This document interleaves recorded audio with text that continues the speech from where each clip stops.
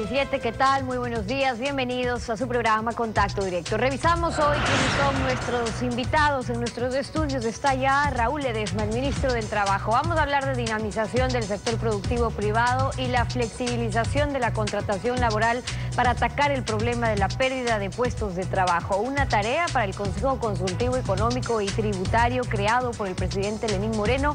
También Paola Vintimilla, asambleísta nacional del Partido Social Cristiano, y su propuesta de disolución del Consejo de Participación Ciudadana frente a la crítica situación de la función de transparencia y control, con el Contralor General enjuiciado penalmente por concusión y políticamente por la Asamblea Nacional después de una década de reelecciones consecutivas. Y Gabriel Calzada, el rector de la Universidad Francisco Marroquín de Guatemala, dedicada a la enseñanza y difusión de los principios económicos y políticos liberales. Un modelo académico con 4 décadas en vigencia, lo vamos a examinar. La actualidad, los protagonistas, el análisis y la información. En Contacto Directo. ¿Qué tal, Alfredo? Buenos días, ¿cómo te va? Muy bien, Estefi, buenos días con todos. Ante el avance del desempleo, la dinamización laboral será tema indispensable en el Consejo Consultivo Económico y Tributario que instalará el presidente de la República en los próximos días, según el ministro del Trabajo, Raúl Clemente Ledesma, del Centro Democrático. Buenos días, bienvenido a Contacto Directo. Buenos días, gracias por la invitación, Alfredo. Un gusto estar acá. Usted habla de dinamización porque la flexibilización laboral es una palabrota para sectores de izquierda. Sin embargo, la Organización Internacional del Trabajo permite la flexibilización siempre y cuando respete los derechos básicos de la OIT, de los trabajadores. ¿Cuáles son los sectores donde, de acuerdo al gobierno, podría funcionar esta dinamización? Bueno, yo quiero primero, Alfredo, señalar que estamos cumpliendo con la exposición del presidente Lenín Moreno de tener un ministerio de diálogo, un ministerio de puertas abiertas, un ministerio que escucha a toda la ciudadanía. De hecho, nos hemos reunido con varios sectores, con el CUT, con los jubilados, con el sector de la educación, de la salud, con representantes de los artesanos. Ayer, el día de ayer, con el sector acuícola, por supuesto con las cámaras de comercio, en este afán de escuchar y entender los problemas para justamente resolver el día de mañana estos problemas. Ahora bien, con respecto a la pregunta, nosotros, y esto quiero ser muy enfático, hay grandes diferencias entre un término y el otro, no es un tema meramente gramatical. La flexibilización implica precarización, no esto lo digo yo, esto es un concepto histórico, implica precarización, y nosotros de lo que hemos hablado y estamos hablando es de la generación de empleo, estamos hablando de nuevas tipologías de contrato que no están dirigidas para aquellos que ya tienen empleo. Por supuesto que vamos a proteger los derechos de los trabajadores, a respaldar y no retroceder ni un centímetro en sus derechos ya ganados, en aquellos que ya tienen empleo, pero las nuevas tipologías de los contratos son fundamentalmente para aquellos que no tienen empleo, son para aquellos ecuatorianos que están en el desempleo, que todavía son muchos, y para eso estamos trabajando. Eso es el concepto general, la dinamización laboral. No solamente son... Pero ya ha identificado los sectores. Bueno, en todo el Ecuador. Ayer estuvimos con el sector acuícola, tienen graves problemas, con el sector pesquero tiene también graves problemas, el sector del arroz, el sector del banano. Hay grandes franjas de no regularización. Todas estas tipologías lo que buscan también es regularizar a aquellos no regularizados. Entonces, sí hay que diferenciar fundamentalmente. La dinamización laboral no es solo los contratos, también pasa por una profunda reforma administrativa en el Ministerio del Trabajo.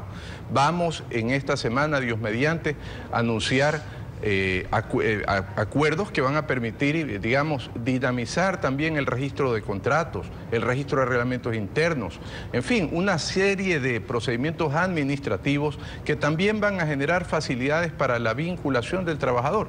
Eso es lo que quiere el empresario, eso es lo que quieren los trabajadores, eso es lo que estamos escuchando, mi estimado Alfredo.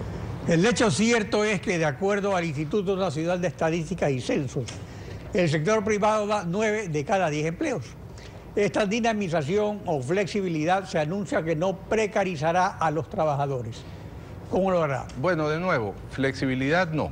Flexibilidad, estamos en contra de todo tipo de flexibilización y quiero en esto ser enfático, muy enfático. El flexibilizar algo supone que algo que ya existe se le dé. Pero es cierta... es que en la OIT eso no es un criterio mío.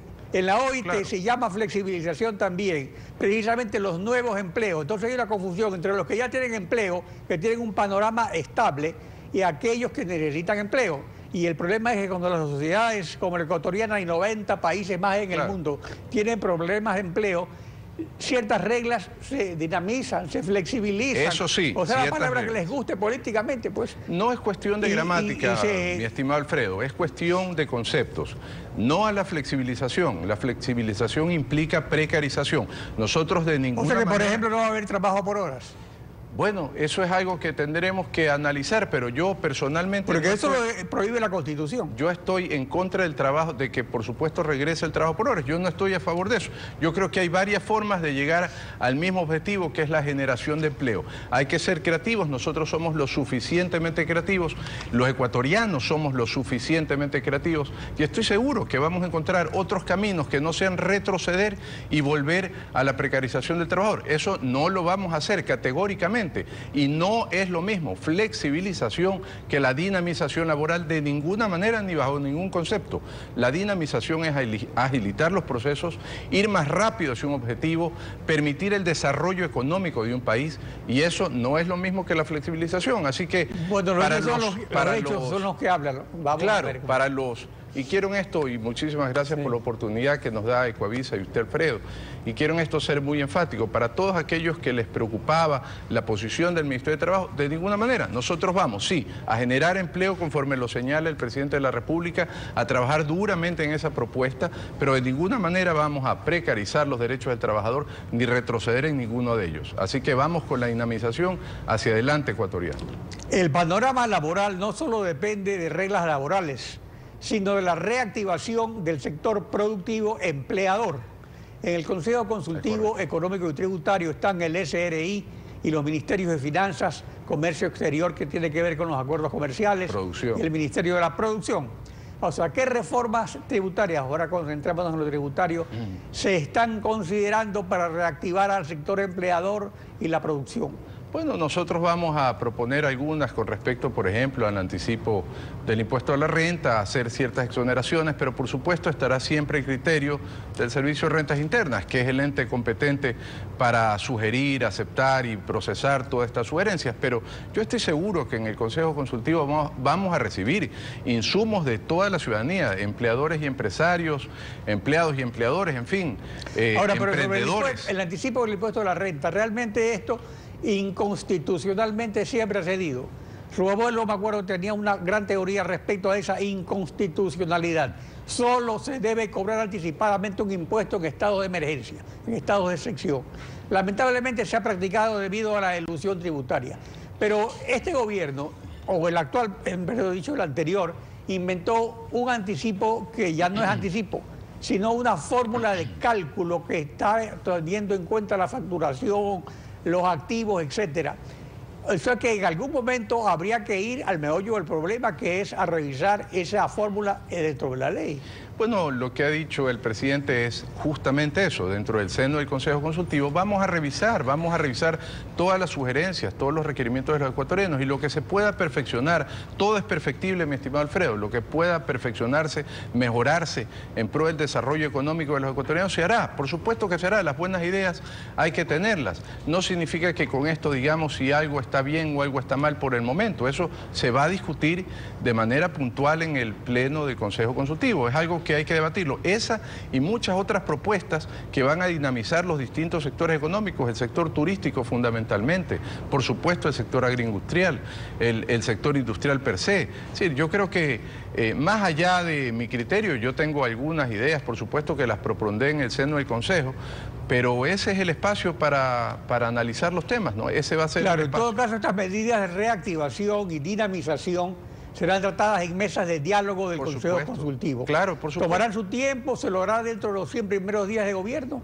Bueno, el día jueves ya ha anunciado el presidente que el día jueves se inaugura el pleno del Consejo Consultivo y a partir de eso, con la celeridad que lo ha caracterizado y lo caracteriza hasta el momento, en muy poco tiempo se han tomado varias medidas importantes, como esta, por ejemplo, de instaurar un Consejo Consultivo. Nosotros en el Ministerio de Trabajo también estamos instaurando el Consejo Consultivo Laboral, donde empleados y empleadas y trabajadores van a discutir varias temáticas. Los empleados del sector pesquero con los empleadores del sector pesquero, y así todas las dinámicas, todas las ramas de trabajo, así que... Claro, las relaciones laborales son tripartitas, empleadores, empleados y gobierno. Usted se graba al OIT, el diálogo tripartito es lo que va a caracterizar a este ministerio y por supuesto la accesibilidad del ministro, porque nosotros atendemos a todos los que van, por supuesto algunos hacen citas, otros no importa, nosotros atenderemos a todos los ecuatorianos que requieran ser atendidos y escuchados. Ahora, respecto a otro tema dentro de su cartera, los servidores públicos, para quienes el Estado es el empleador.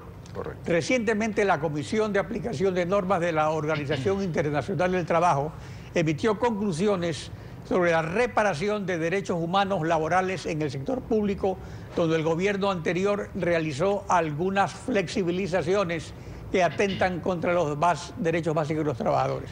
Que más que flexibilizaciones son el desconocimiento al derecho básico de asociación.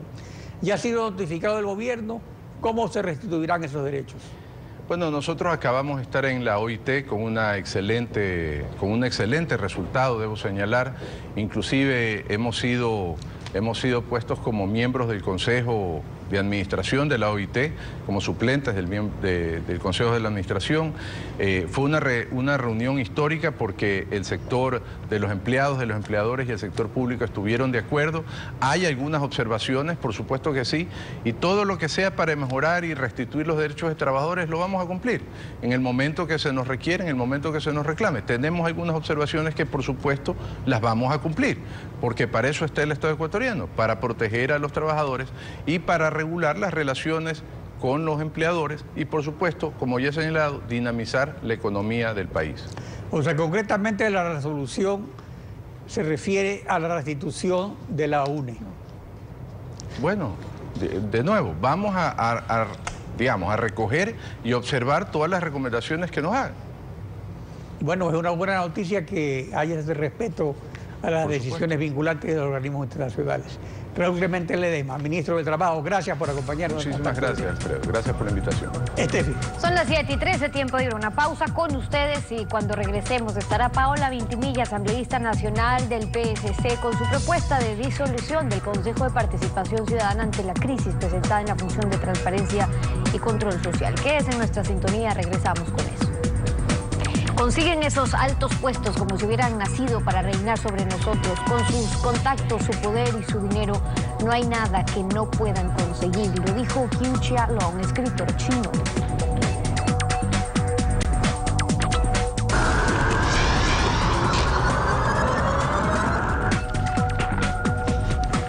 Paola Vintimilla, asambleísta nacional por el Partido Social Cristiano. Bienvenida a Contacto Directo. Gracias, Estefi. Buenos días a todos. Buenos días. Usted plantea la disolución del Consejo de Participación Ciudadana y sobre eso pues ya se ha discutido varios caminos partiendo desde una constituyente con cambios profundos o lo que usted plantea, una consulta popular pero de iniciativa ciudadana. ¿No sería un camino más largo a seguir para los cambios urgentes que se requiere si en verdad hay una intención de empezar de este gobierno con pie derecho en la lucha contra la corrupción? Bueno, no creo que sea un camino más largo. Tenemos que recaudar en un momento dado un 5% del padrón electoral. Esos son un poco más de 600.000 firmas.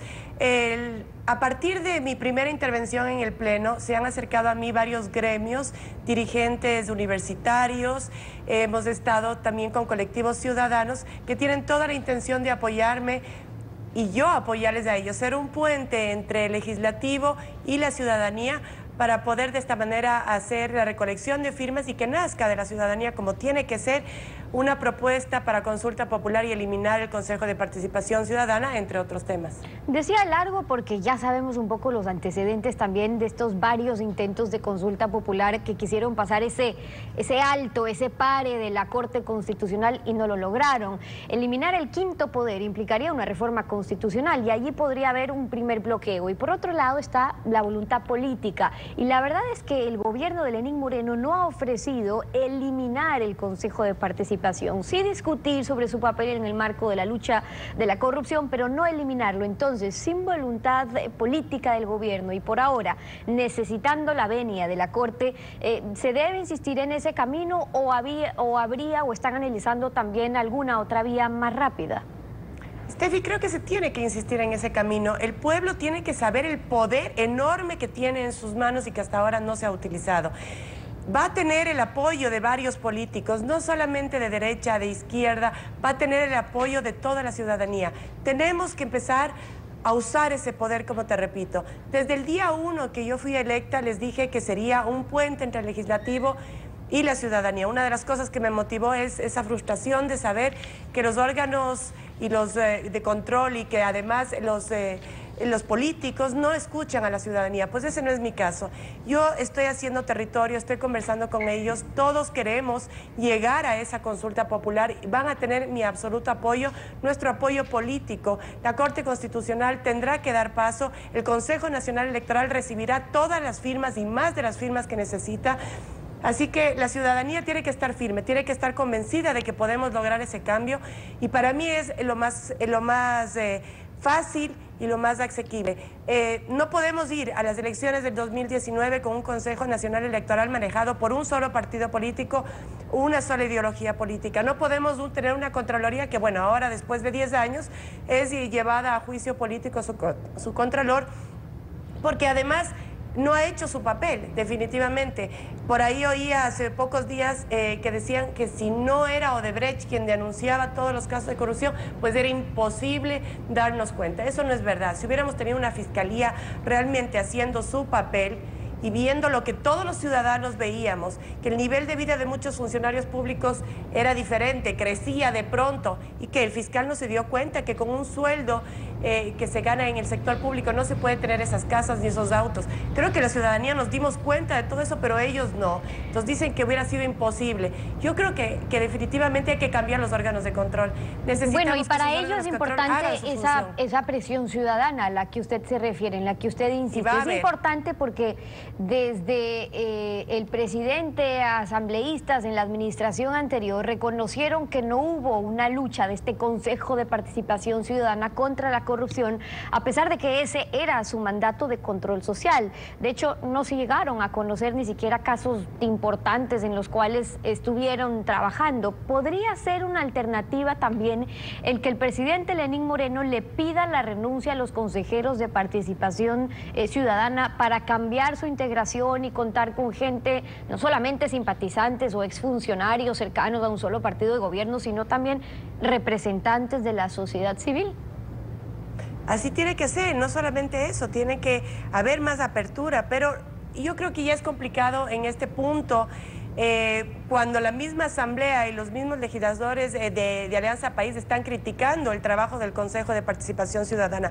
Otra de las cosas que ellos tenían que hacer y que jamás lo hicieron es coadyuvar o ayudar, digamos, a la protección de las personas que denuncian actos de corrupción. Todo lo contrario, cualquier periodista o cualquier ciudadano que presentaba, colectivos ciudadanos que presentaban casos de denuncia, que fueron perseguidos por este gobierno. No cumplieron su función de ninguno de los 8 puntos o más puntos que habla. Claro, pero un poco sobre lo que ya hicieron tenemos claro el diagnóstico. Las diferencias es dónde va a haber puntos de acuerdo sobre el camino que hay que seguir. Y entonces usted propone el tema de la consulta popular. Hay quienes proponen que el presidente le pida la renuncia a los consejeros de participación o que se puedan dar reformas legales, por ejemplo, a la ley que establece los requisitos a cumplir para los integrantes del Consejo de Participación, sin que ponga límites a quienes se conoce que fueron funcionarios del mismo gobierno, al que en teoría tienen que fiscalizar también, porque es un órgano de participación ciudadana, por ende para la ciudadanía. Entonces, ¿qué cambios legislativos se requieren allí? Yo propongo algo diferente, Steffi. Yo propongo ir a la consulta popular, eliminar el Consejo de Participación Ciudadana y que de ahí en adelante sea el presidente el que envíe ternas a la Asamblea, con 3 nombres como se manejaba antes, pero ahora para escoger cualquiera de esos 3 nombres tiene que tener una mayoría calificada, o sea, 92 asambleístas. De esa manera tenemos que estar todos los partidos políticos muy conscientes y va a tener que llegar a consensos. Si llegamos a que se nombre por una mayoría simple, nuevamente Alianza País pondrá a la gente que ellos quieren. Y yo creo que esa es la manera adecuada. Yo creo que el Consejo Nacional Electoral tiene que estar conformado por varios partidos políticos. Y eso último, lo que usted dice, eso es lo más es uno de los temas a combatir, porque en efecto lo más grave es la injerencia en el nombramiento de quienes presiden los órganos de control. Y escuchemos sobre eso lo que nos dijo aquí Rudy Hidalgo de Participación Ciudadana. Usted ya tiene 10 años de haber implementado este sistema. Nosotros creemos que es momento de volver a discutir la conveniencia de mantener esa estructura para la designación, por ejemplo, de los órganos de control, porque creemos que no ha cumplido el espíritu por el cual fue creado inicialmente en Montecristi, que fue quitarle de las manos políticas la injerencia del nombramiento, por ejemplo, de los órganos de control. Y esa injerencia en el nombramiento de los órganos de control es lo que nosotros creemos que ha determinado justamente el inicio de procesos de corrupción, porque no ha habido un efectivo control y lucha contra la corrupción como debió haber sido. Esa era la idea, que quienes lideran los órganos de control no sean solo exfuncionarios de gobierno, exministros escogidos por el presidente, exconsejeros personales, exdelegados del presidente o abiertamente simpatizantes de su partido de gobierno, pero no solamente ellos. Fíjese, por ejemplo, hoy el coordinador misional de la Fiscalía, por ejemplo, es un exmiembro del Consejo de Participación Ciudadana. Hoy la ley lo permite, pero la idea era que estos cargos lo ocupen personas que garantizan independencia o que no haya sospecha por sus labores de querer cubrir a los amigos del poder, y eso es lo que está realmente por verse con los hechos. Entonces, ¿cuáles serían los caminos, incluso dentro de las posibilidades que están barajando dentro de la misma Asamblea? Porque hay distintas posiciones. Sí, hay distintas posiciones, pero creo que la mayoría de la Asamblea, incluido los de Alianza País, coinciden en que ellos no han hecho su labor. Vamos paso a paso, Steffi. Yo voy a seguir luchando por una consulta popular. Yo creo que el pueblo tiene que decidir eso en las urnas. Nos han hecho decidir sobre otras cosas, pero no cosas importantes, como cómo está conformado el Consejo de Participación Ciudadana, si este órgano sirve o no sirve.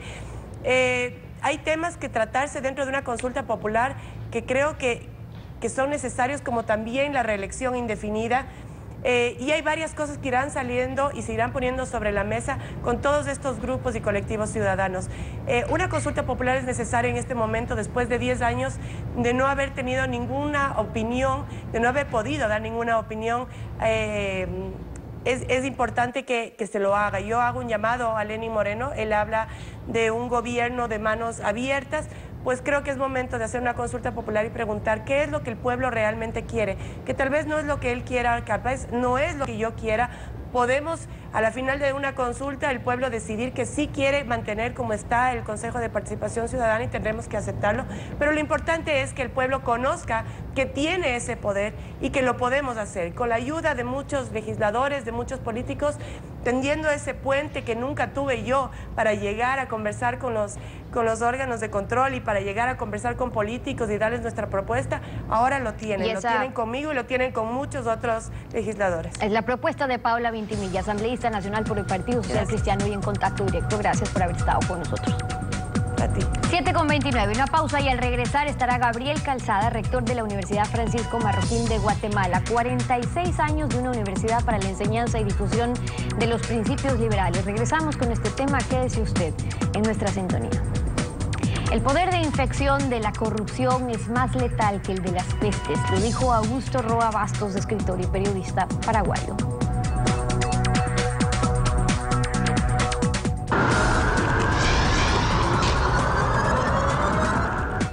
Gabriel Calzada es rector de la Universidad Privada Francisco Marroquín de Guatemala, fundada en 1971 para la enseñanza y difusión de los principios económicos y políticos liberales. Visita Guayaquil invitado por la Universidad de Especialidades Espíritu Santo y la Cámara de Comercio. Como académico, es miembro del Instituto Ludwig von Mises de Estados Unidos y de la Sociedad Mont Pelerin de Suiza, tanques de pensamiento de gran influencia en Estados Unidos y Europa. Gabriel Calzada, buenos días, bienvenido a Contacto Directo. Buenos días, Alfredo, buenos días, Estefanía. Un placer estar aquí con ustedes. La ideología política y económica es básica en las personas de cultura superior, pero en América Latina, a diferencia de Europa, por ejemplo, las palabras neoliberal o comunista se usan realmente como un insulto por sus implicaciones políticas. ¿Es esta intolerancia la gestora de esa caja de Pandora que se llama populismo? Bueno, yo creo que lo que hay es una pérdida de la memoria histórica, ¿no? Las revoluciones en América Latina surgieron precisamente por la lectura de grandes liberales, de personas que ponían la libertad individual por delante de cualquier otro valor y que a raíz de esa libertad y fundamentados, basados, cimentados en esa libertad de las personas y en una sociedad que se entendía como una sociedad en la que las personas debían ser libres, es como se iniciaron las revoluciones en América Latina y es una pena que hayamos perdido pues esa memoria acerca de la historia y sobre todo que hayamos perdido la enseñanza y que hayamos ido dejando pues en un vacío esos valores que cimentaron nuestra libertad y nuestra sociedad pues de vínculos voluntarios. La educación liberal o neoliberal o como se quiera llamar es impartida en universidades privadas y la comunista o socialista en establecimientos del Estado en países donde se practica el socialismo de Estado. Pero tanto la filosofía liberal como la socialista ofrecen modelos que no son rígidamente neoliberales o neocomunistas, sino, por ejemplo, un socialismo democrático con una economía social de mercado. Bueno, yo creo que no es tan claro, ¿verdad? Hay universidades privadas donde se enseñan pues, cualquier tipo de ideología. En ocasiones, la verdad, en ocasiones raras, encontramos con un compromiso con las ideas de libertad. Y ocurre lo contrario, de vez en cuando uno se encuentra pues, universidades públicas, como puede ser el caso de la George Mason en Estados Unidos, donde se enseñan principios de libertad. Creo que lo importante es precisamente tener un espacio educativo en el que hay libertad, más allá de que uno enseña lo contrario a la libertad, el que haya ese espacio, ese entorno en el que cada universidad puede crear sus planes de estudios, en el que cada universidad puede, según su misión, pues enfocar las carreras de acuerdo con los valores en los que cree y por los cuales se fundó, y de ese modo que haya pues un marco de competencia de ideas, en el que haya un debate universitario, en el que haya pues una discusión acerca de cuáles son los valores importantes para una sociedad, pero para eso lo que hace falta es libertad en el ámbito educativo, que las universidades puedan crear sus propios programas sin cortapisas por parte de los gobiernos, que los estudiantes puedan moverse de unas universidades a otras y que haya pues ese ámbito de libre pensamiento que es lo que ha hecho a lo largo de toda la historia que avance la ciencia, que avance el estudio de las humanidades, porque sin eso lo que tenemos es adoctrinamiento. Por debajo, por encima de estos modelos económicos está la libertad del individuo frente al poder económico del Estado o de las grandes corporaciones. La imperfección es inherente a la naturaleza humana. ¿Qué hace a un sistema menos malo que el otro? ¿El grado de libertad y de bienestar? ¿Cuál es el sistema más eficiente según los resultados? Bueno, si nos vamos a los resultados creo que eso es bastante evidente. A lo largo y ancho del planeta nos encontramos que allá donde hay más libertad, pues hay mayor crecimiento económico. Esto ocurre a lo largo de la historia y ocurre ahora si sacamos una foto finish y decimos qué ocurre hoy en el mundo, cuáles son los países que tienen un mayor nivel de bienestar en el planeta, y son invariablemente aquellos países donde hay una mayor libertad. Hay en términos que le gusta utilizar a los economistas, una correlación casi perfecta entre más libertad y mayor bienestar. A los populistas les encanta tratar de confundir esto y decir que no es exactamente lo mismo, que no necesariamente donde hay más libertad nos encontramos con un Pero en cuanto a las desigualdades, por ejemplo, porque se trata de tachar a los regímenes liberales como los regímenes más propensos a que hayan desigualdades. Pero estas desigualdades no existen en los regímenes estatistas, o en los regímenes estatistas hay una igualdad para abajo. Bueno, los regímenes estatistas es donde más desigualdad suele haber, donde unos poquitos viven tremendamente bien y la mayor parte de la población vive muy mal, ¿verdad?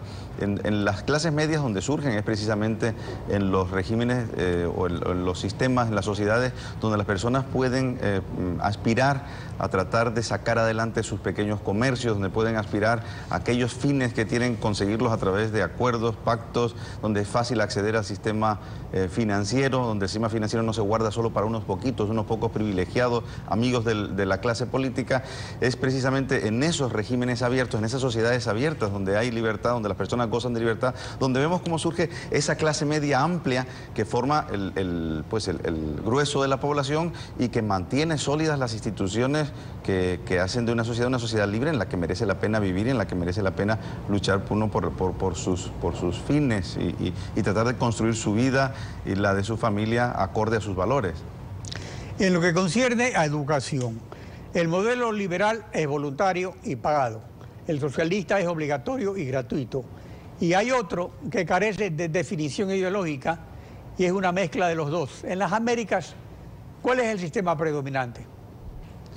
Bueno, en las Américas tenemos los dos, tenemos claramente, y tenemos países donde hay más de lo uno, más del otro, pero en general tenemos de los dos modelos. Lo que creo que sí es importante señalar es que el modelo, allá donde uno mire en el mundo, e incluidas las Américas, las universidades que despuntan, las universidades que tienen la educación de alta calidad y la investigación de alta calidad, son las universidades que están en un contexto de libre competencia y libertad. No digo que sean siempre privadas, la mayor parte de las veces son privadas. Si uno va al top 10 de las universidades en el mundo o a las mejores universidades en Latinoamérica, nos encontramos invariablemente que la mayoría son privadas. Pero no estoy diciendo que no haya buenas universidades públicas. Lo que digo es que cuando encontramos buenas universidades públicas se encuentran siempre en un contexto de libertad educativa, de libertad en la enseñanza superior, porque esas universidades públicas se ven en la necesidad de competir con buenas universidades privadas, que es lo que les hace superarse. Entonces creo que por eso es lo importante.